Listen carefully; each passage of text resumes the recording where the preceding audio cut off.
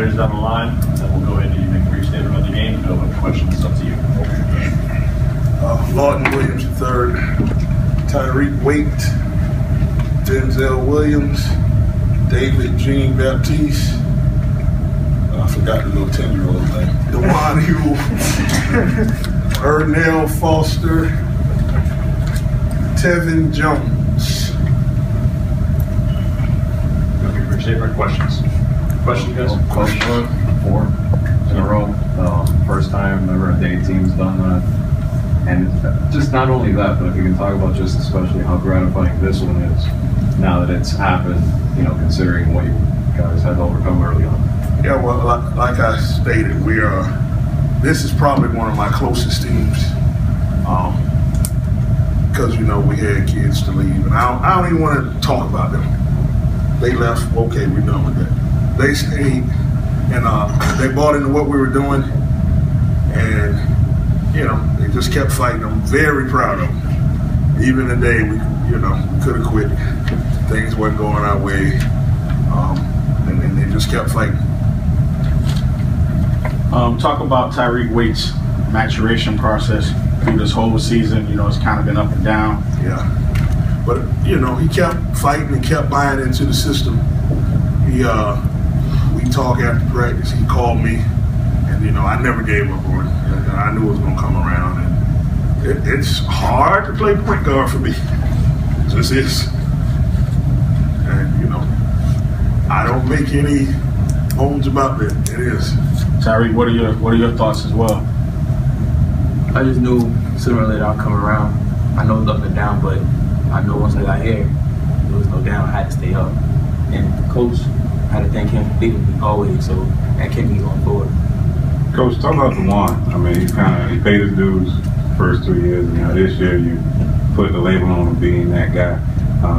Talk about just how he's handled that throughout, and then again another great performance again today. Yeah, he grew up in the program. What I like about him, he always played his role, whatever it was. You know, he's a great teammate. You know.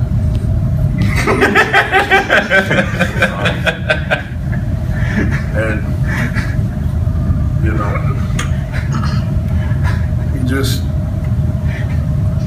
he led when he had to, and he played his role. Whatever I asked for him, like this year, we knew he had to score, rebound, and lead, and he did that.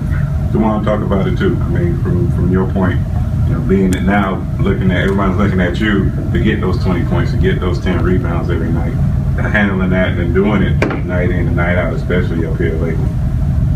Just go out there and play hard. Playing hard, nobody can stop me. Now you guys played the Cardinal Gibbons this season. You guys played Ely. You played Sagemont. You know, most of those teams made it up here to either the championship game or the Final Four.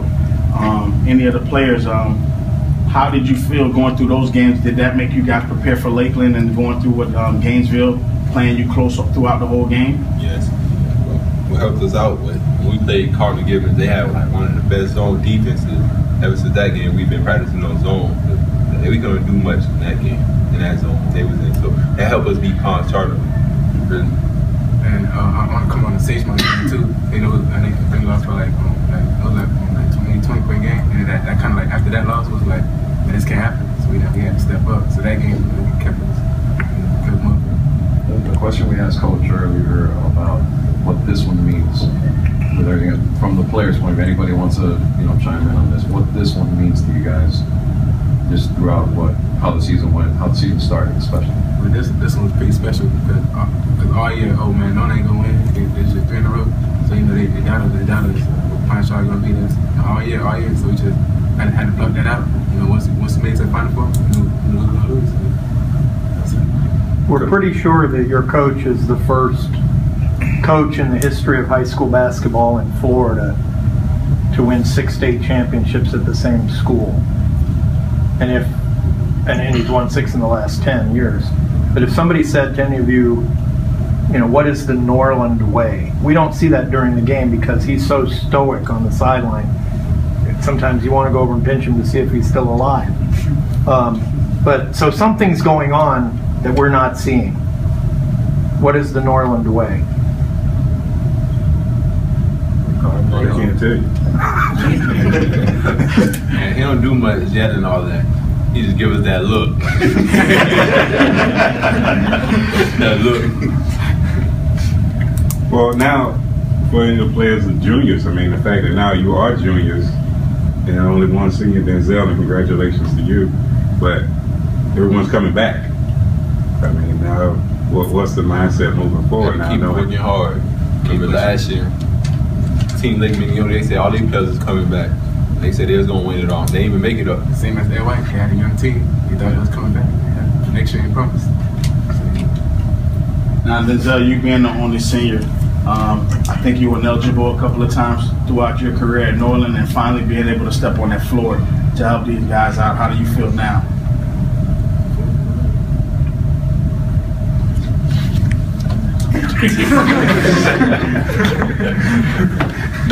For Coach, you know, we said yesterday about not kind of getting into the history stuff just quite yet, but now it is here. You accomplished it. I know you're going to take some time to process it, but right now, what are your thoughts on just some of the things that you've accomplished? Honestly, I have none. It's about them. I don't mean to keep beating a dead horse. I don't think about anything individually. I just don't.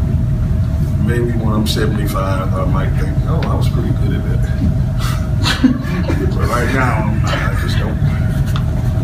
But what sets you apart? Because they seem to be scared to talk about it. That's what sets them apart. I said yesterday, I never scout in the regular season.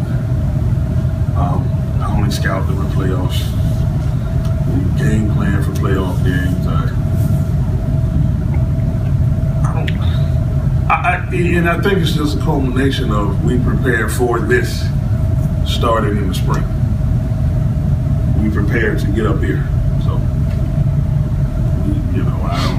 I don't worry about my record too much,